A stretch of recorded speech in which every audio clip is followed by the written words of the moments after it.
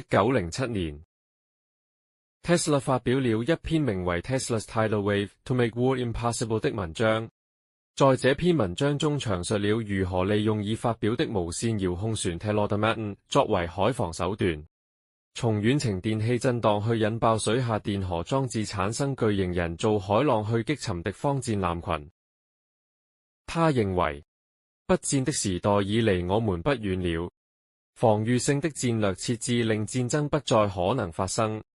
這種武器最終將迫使其他國家無法從海上發出攻擊而達至世界和平。另一邊廂 ，Tesla 為 Wardenclyffe Project 再度運作而籌集資金，於是喺百老匯街165號開設了辦公室來做推廣引資用途，並開辦了新研究中心去研發新項目，其中包括新式推進系統同垂直升降飛行器。1908年，他撰寫了一篇關於未來無線電技術的文章。當無線電技術完成時，商人可隨時在自身的任何地方使用現有設備，就可以打電話跟全球用戶通話。而一個比手錶小的廉價裝置能讓使用者在任何地方都能聽到音樂、政治人物、科學家或牧師的報道能即時環球演講。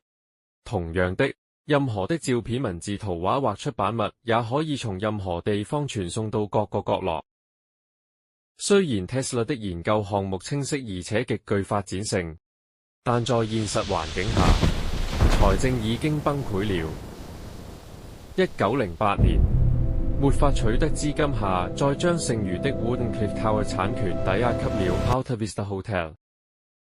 1912年，Tesla 的 Colorado Springs 實驗室苦撐不下，宣告破產。1916年，最大型項目 Wardenclyffe Tower 最終破產。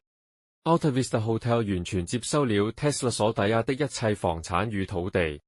這時，環球無線電計劃完全敗亡。